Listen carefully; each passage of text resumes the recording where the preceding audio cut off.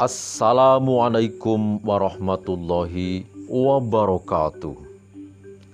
Saudaraku, dimanapun Anda berada, semoga kita semua tetap di dalam lindungan Sang Maha Kuasa.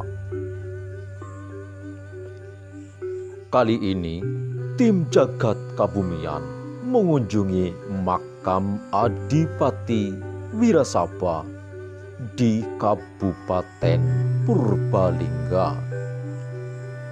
Sebelum kita lanjutkan, silahkan untuk subscribe, like, comment, and share agar kami dapat berkembang.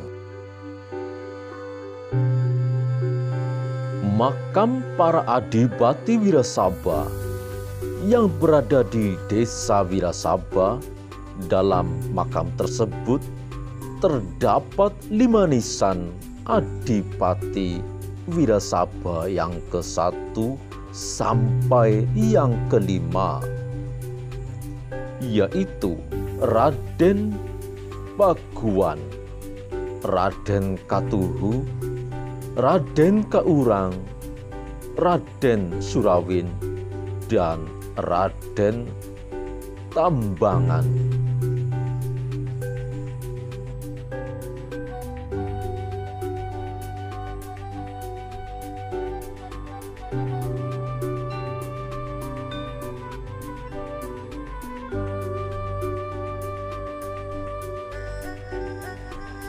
Inilah komplek makam para Adipati Wirasaba yang terlihat begitu megah, berada di Desa Wirasaba, Kabupaten Purbalingga. Sekilas kami akan membahas tentang Babad Banyumas. Serat Babad Banyumas menceritakan tentang keberadaan sebuah kadipaten bernama Wirasaba dengan pendirinya bernama Raden Paguan yang kemudian bergelar Adipati Wirahudaya. Karena usia tua, Adipati pertama Wirasaba kemudian mengundurkan diri. Kedudukannya digantikan oleh anaknya Raden Urang. Raja Majapahit memberinya gelar Adipati Kaurang sebagai Adipati Wirasaba yang kedua.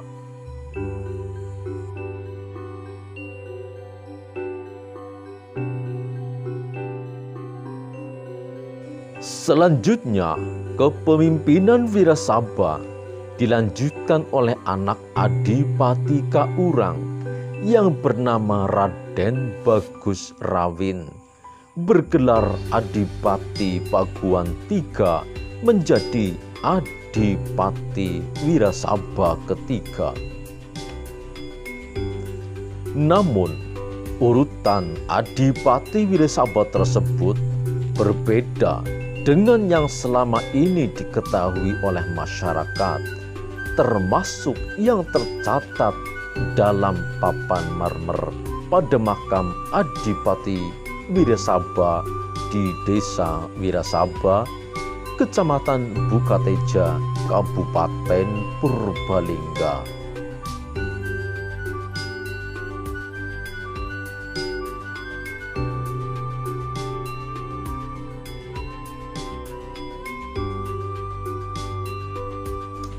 Pada makam para Adipati Wirasaba tersebut, urutannya adalah sebagai berikut. Adipati pertama adalah Raden Paguan atau Wirahudaya. Adipati kedua adalah Raden Katuhu atau Wirahutama I. Adipati ketiga adalah Raden Urang atau Wirahutama II. Adipati keempat adalah Raden Bagus Surawin atau Wirahutama III.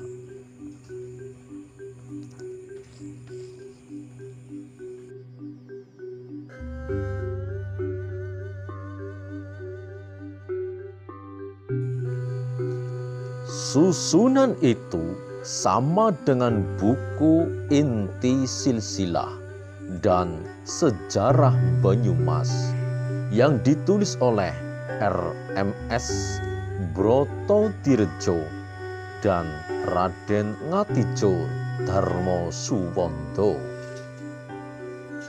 Buku yang terbit pada tahun 1969 namun sudah ditulis sejak tahun 1957. Disusun untuk menjadi buku pegangan untuk para keturunan ahli waris Banyumas.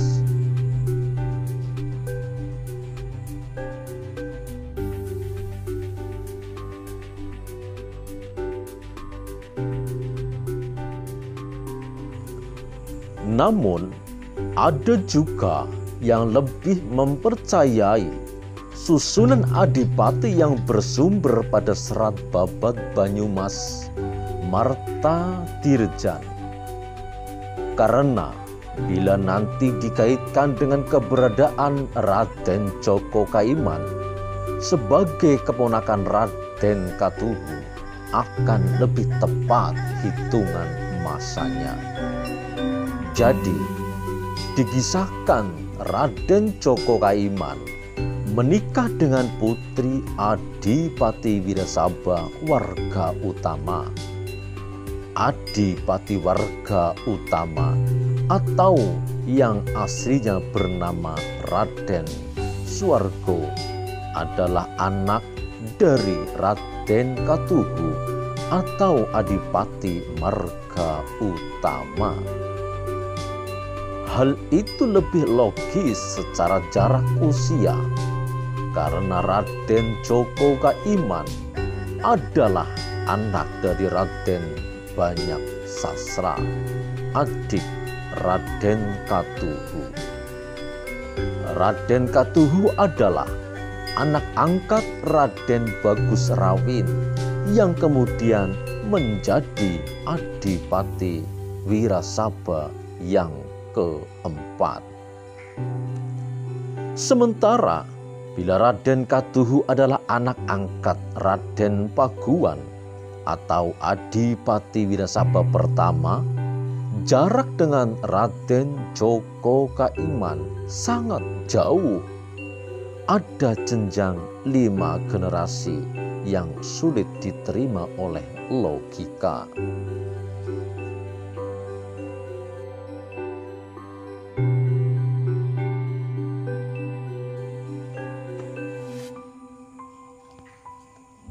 Dalam papan ditulis bahwa Raden Katuhu menjadi Adipati Wirasaba kedua pada tahun 1433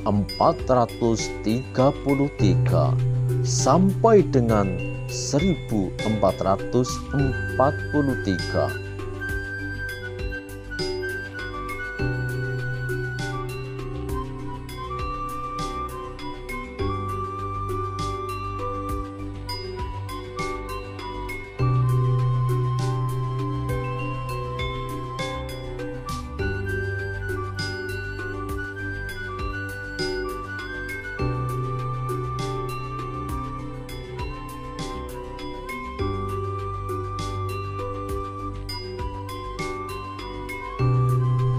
Sementara sang keponakan Raden Djoko Kaiman menjadi Adipati Wirasaba pada tahun 1571 sampai dengan 1582. Maka ada yang menuturkan bahwa urutan Adipati Wirasaba yang tertulis di dalam makam justru justru kurang tepat karena tidak logis secara jarak usia. Ada jeda jarak sekitar 150 tahun.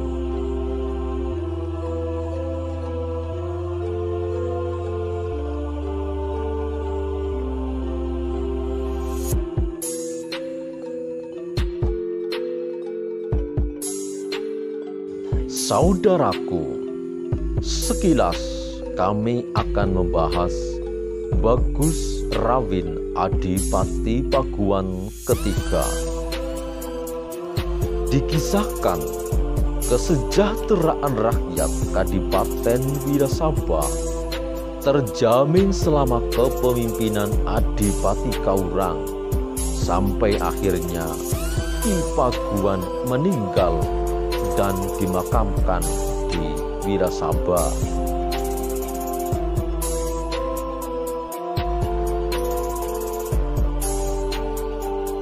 Adipati Kaurang kala itu sudah mempunyai putra, seorang pemuda yang rupawan. Dialah yang dikenal dengan nama Raden Bagus Rawin, putra dari istri selir banyak. Namun yang laki-laki hanya satu, yang bernama Raden Bagus Buang. Kisah berganti ke Majapahit. Diceritakan sang Raja Prabu Brakumara sudah meninggal dunia karena usia tua. Adalah Raden Ardiwijaya yang menggantikan menjadi raja di kerajaan Majapahit. Setelah lama berkuasa menjadi Adipati Wirasaba, Adipati Kaurang meninggal. Sang anak pun, Raden Bagus Rawin, menghadap ke Majapahit mengantarkan upeti. Sesampainya di Majapahit, yang dituju pertama adalah kediaman Ki Patih. Bagus Rawin menyembah, "Hamba membawa kabar bahwa ayahanda sudah meninggal." Juga mengantarkan upeti. Semoga sudi menerima seluruh hasil bumi Wirasaba. Sang Patih pun kemudian berkata, "Ananda, mari menghadap raja. Upeti sudah diterima."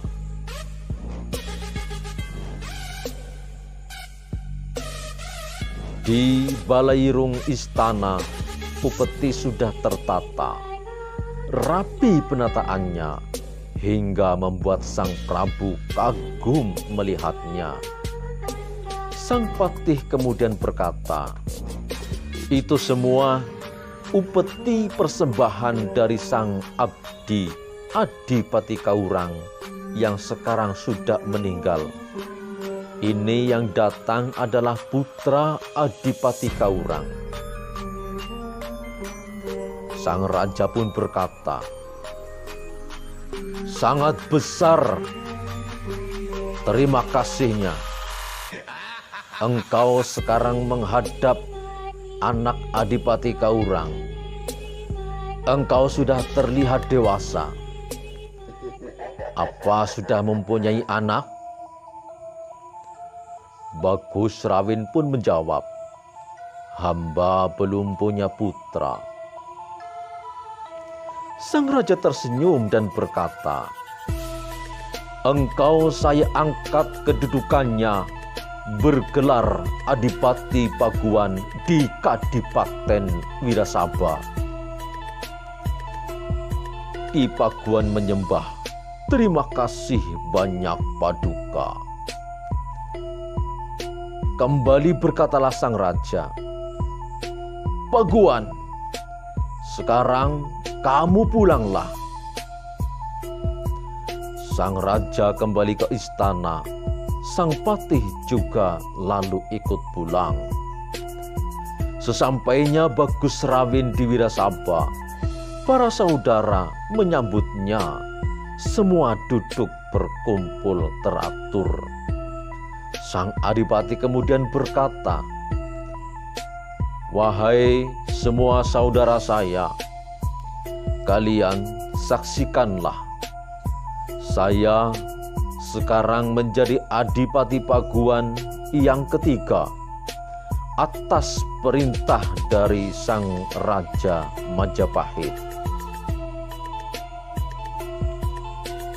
Disaksikan semua oleh keluarga.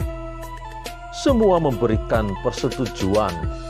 Kemudian digelarlah perayaan.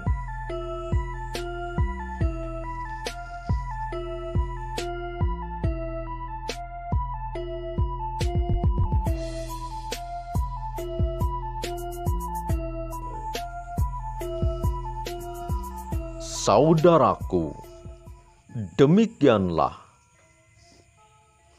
pembahasan kami tentang Adipati Wiresaba menurut Babat Banyumas.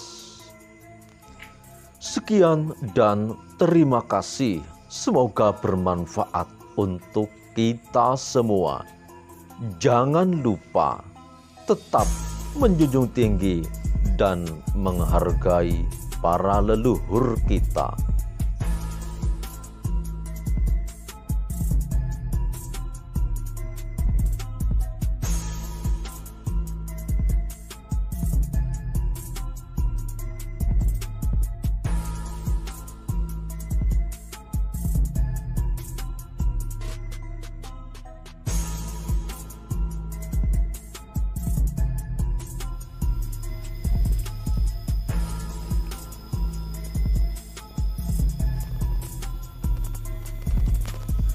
Sekian, wassalamualaikum warahmatullahi wabarakatuh.